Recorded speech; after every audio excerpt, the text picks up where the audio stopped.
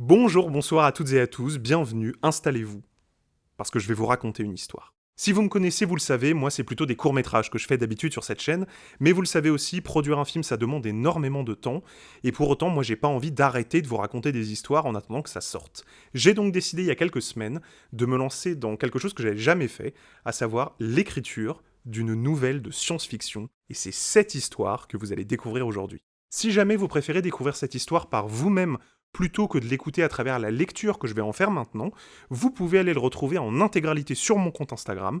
Et pour les autres, ceux qui sont restés, installez-vous confortablement, fermez les yeux et laissez-vous porter. Le bourdonnement électrique des néons m'empêche de réfléchir.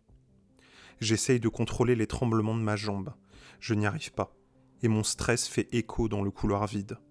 La petite vieille qui s'occupe de l'accueil me regarde en mangeant son sandwich dont l'odeur se répand. Les 3 juges sont en retard.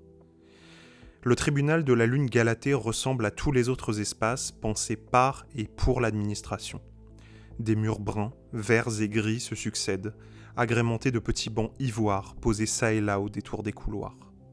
Un lieu où viennent moisir les hauts fonctionnaires en quête d'un autre titre, un dernier à ajouter à leur dossier fédéral. Conciliateur supérieur, grand juge des attributions, administrateur spécial, etc. Des gratte-papiers carriéristes que l'État a finalement choisi de récompenser en leur donnant le pouvoir de décider si je suis apte à réaliser un projet qu'ils n'ont ni l'expérience, ni la capacité de mener à bien. Savoir que je dois cacher le mépris qu'ils m'inspirent m'angoisse encore plus. Ils ont fini de déjeuner, ils seront là dans quelques minutes, me promet l'hôtesse en se léchant les doigts. Je crois qu'elle ne voit pas la tache de mayonnaise qui a coulé sur son chemisier. Comme elle, je me sens sale, transpirant dans mon nouveau costume bleu nuit qui est désormais une taille trop petite. J'ai pris du poids, affalé des jours entiers sur le dossier de 83 pages que je m'apprête à défendre devant une triade de juges qui n'auront fait que le parcourir. Ma jambe continue de trembler et la mayonnaise de couler silencieuse. Mes arguments sans cesse répétés tournent en boucle dans ma tête, au rythme du bourdonnement sans fin des néons, et je ne les comprends plus. Je me dis que je devrais partir, là, maintenant, et annoncer à ma mère que j'ai fini par renoncer à cette carrière ridicule dont elle a tout fait pour me dégoûter. Dans le cas présent, mon abandon serait une victoire, renoncer serait réussir, et ces années de stage passées sur les océans de la Lune Europe deviendraient une anecdote plaisante à raconter en famille, aux amis ou aux voisins, heureux de me savoir revenu sur le droit chemin, c'est-à-dire le leur. Monsieur Jao, ils sont prêts, vous pouvez y aller. Je le reçois comme une sentence. Je me lève et serre un peu plus fort mon attaché case en cuir usé. Chaque pas provoque un nouvel écho dans le couloir désert. Juste avant d'ouvrir la porte brune, je me tamponne le front avec un mouchoir brodé que m'a offert Dami pour notre anniversaire. Je respire, profondément, une dernière fois avant d'ouvrir la porte. Je plonge. La salle d'audience est éclairée par la nuit. Transformée en immense verrière, le plafond offre aux participants une vue dégagée sur les ouragans de Neptune. Les reflets de l'astre ont figé la pièce dans une pénombre bleutée, elle aussi. En avançant vers l'estrade, je réalise que mon costume fait de moi un candidat monochrome. Avachis dans leur noble fauteuil disposé sur une estrade, les 3 juges feuillettent tranquillement le dossier qu'ils auraient dû étudier il y a des semaines. Sans même me regarder, le grand juge Mu, responsable des attributions fédérales, me fait signe d'approcher. Ces hommes sont vieux, gras, et ils respirent fort.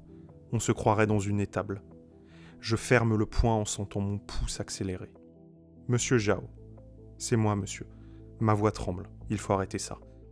Je lis que c'est la première fois que vous demandez audience au département des attributions. Avant de répondre, je me racle la gorge, trop bruyamment sans doute. L'un des autres juges lève la tête et nos regards se croisent. Je réalise que ses yeux blanchâtres et malades devaient être bleus autrefois. Tout à fait, votre éminence. Mon dépôt de dossier s'est fait dans le cadre de l'appel à... Il lève la main et m'interrompt. Nous connaissons les détails. Vous êtes jeune. Assène doucement le juge aux yeux morts. Sa vieillesse le fait trembler. Ma gorge devient sèche et je la racle encore, plus doucement cette fois. C'est exact. Mais je crois que mon expérience sur la Lune Europe témoigne de ma... Donc vous vous sentez apte à diriger un projet de terraformation avancée ? Le grand juge Mu lève les yeux du dossier et me lance un regard réprobateur.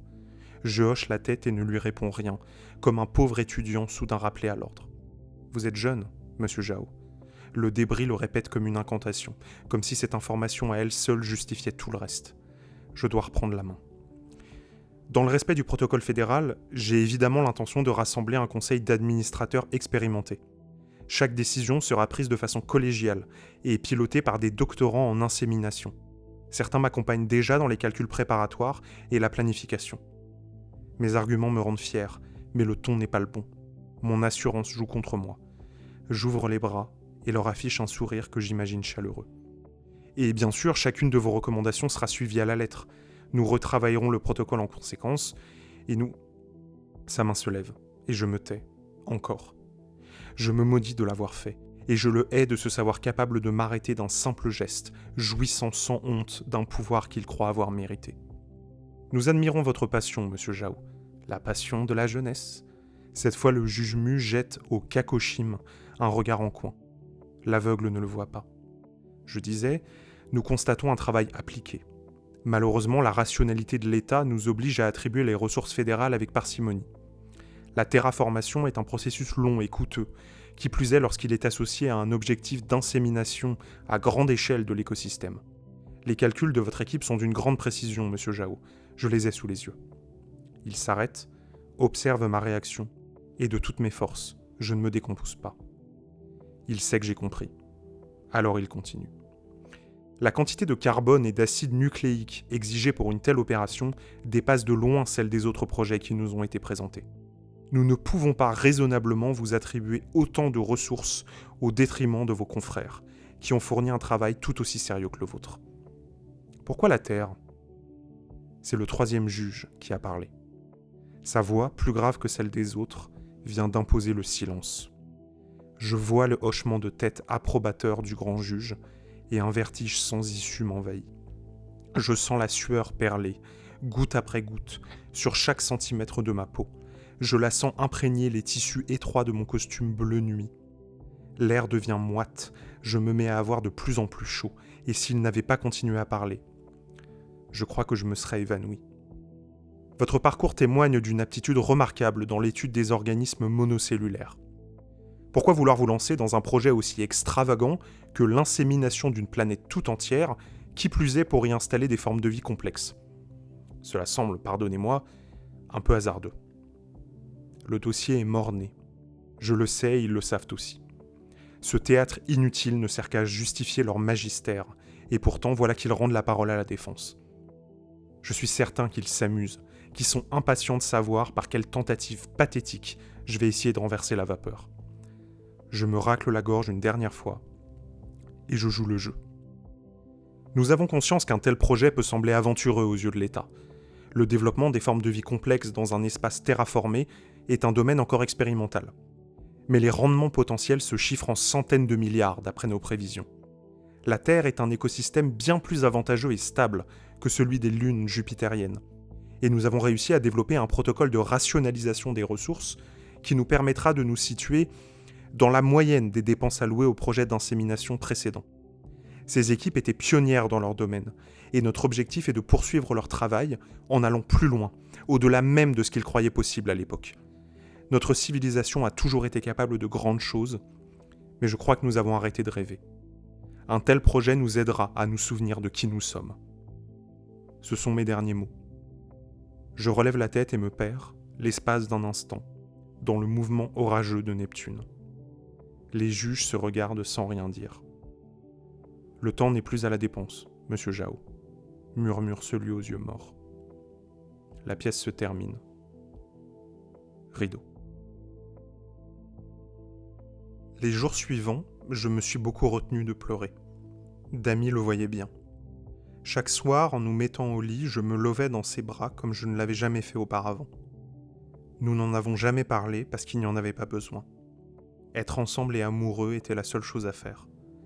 Je suis resté morose quelques semaines et puis, insidieusement, le temps a fini par passer. Je n'ai jamais reparlé à ma mère de ce projet ambitieux et chronophage d'inséminer la Terre, que j'avais pourtant invoqué à plusieurs reprises pour éviter d'avoir à lui rendre visite. Elle n'a jamais posé de questions à ce sujet, et je crois que c'est mieux comme ça. Cette bataille perdue est devenue un non-dit de plus entre nous. En m'embarquant sur une nouvelle mission d'exploration des océans d'Europe, je tombe sur un article de journal. On y explique qu'un jeune homme talentueux et plein d'ambition a réussi à convaincre le département des attributions de financer une insémination à grande échelle de la Terre. En parcourant le texte, au milieu des fellations du journaliste, je finis par trouver son nom. Le méritant en question est le neveu d'un grand juge du tribunal fédéral. Je ne peux pas m'empêcher d'en rire.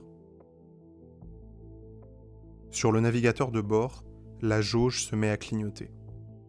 Le sous-marin subit actuellement une pression de 1153 bars. Nous avons dépassé les 12 000 mètres de fond. Agglutiné à l'arrière de l'appareil, la paix des profondeurs a endormi mes compagnons de voyage.